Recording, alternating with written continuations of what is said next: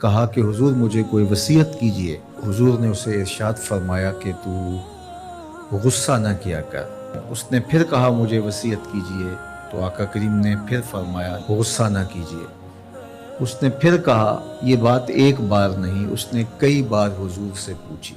وہ کوئی اور وصیت طلب کرنا چاہ رہا تھا کہ یہ تو ٹھیک ہے، کچھ اور وصیت بھی کیجئے۔ اس سے ایک تو اس شخص کی ذاتی صورتحال ایسی ہوگی، اور دوسری یہ ہے کہ اس نصیحت کی اہمیت کے پیش نظر کہ غصہ جب انسان کو آتا ہے تو وہ مغلوب ہو جاتا ہے اور بہت غلط فیصلے کر بیٹھتا ہے۔ اس لیے بار بار ایک نصیحت پر تاکید کرنا اور اس کا تکرار کرنا اس امر کی طرف توجہ دلاتا ہے کہ ہمیں معاملات کے اندر بہت معتدل رہنے کی ضرورت ہوتی ہے۔ جو شخص غصے کو نافذ کرنے کی طاقت رکھتا ہے، ایک تو ہوتا ہے کہ بندہ غصے سے خود اپنے آپ کو بے چین کرے گا، لیکن اپنے غصے کو نافذ نہیں کر سکتا، غصہ نکال نہیں سکتا، خود پیچ و تاب کھائے گا۔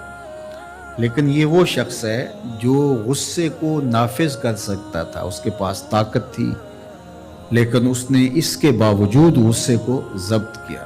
حضور علیہ السلام نے ارشاد فرمایا، قیامت کے دن اللہ تعالیٰ لوگوں کے سامنے اسے بلائے گا اور اللہ تعالیٰ اسے اختیار دے گا کہ جنت کی حوروں میں سے جس کے ساتھ تم نکاح کرنا چاہتے ہو، جس کے ساتھ تم رہنا چاہتے ہو، تمہیں اس کا اختیار دیا گیا ہے، اس لیے کہ تم نے اپنے غصے کو ضبط کیا، اس کو نافذ کرنے کی طاقت کے باوجود۔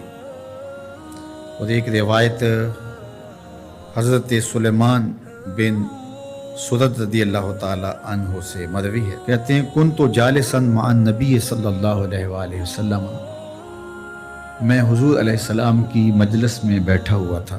دو لوگ تھے، وہ آپس میں الجھ رہے تھے۔ ان میں سے ایک شخص کا چہرہ غصے سے سرخ ہو گیا، رگیں پھولی ہوئی تھیں، اور ایک دوسرے کے لیے سب و شتم کا ماحول پیدا ہو گیا تھا۔ اللہ کے رسول صلی اللہ علیہ وآلہ وسلم نے ارشاد فرمایا، میں ایسا کلمہ جانتا ہوں کہ اگر یہ کلمہ پڑھ لیں تو ان کا یہ غصہ زائل ہو جائے گا، ان کی جو کیفیت ختم ہو جائے گی۔ اور وہ کیا ہے؟ اعوذ باللہ من الشیطان الرجیم۔ یہ پڑھ لیں تو جو ان کے اندر ہے وہ چلا جائے گا۔ تو لوگوں نے اس شخص کو کہا جس کی رگیں پھولی ہوئی تھی اور غصے سے اس کا چہرہ سرخ ہوا جا رہا تھا کہ تعوذ پڑھو، اعوذ باللہ من الشیطان الرجیم پڑھو۔ اور یہ اللہ تعالیٰ نے قرآن مجید میں ارشاد فرمایا ہے کہ جب غصے سے انسان بے قابو ہو جائے تو اس کو چاہیے کہ وہ اپنے غصے سے باہر نکلنے کے لیے تعوذ پڑھے۔ ایک روایت میں ہے، اللہ کے محبوب نے ارشاد فرمایا، تم میں سے اگر کوئی شخص غصے میں آئے تو وہ خاموش ہو جائے، تو خاموشی سے غصے کا لیول نیچے آنا شروع ہو جائے گا۔ اور ایک روایت میں ارشاد فرمایا، جب تم میں سے کوئی شخص غصے میں ہو تو وہ کھڑا ہوا ہو تو وہ بیٹھ جائے، اور اگر اس کا غصہ اس سے زائل ہو گیا تو ٹھیک، ورنہ لیٹ جائے۔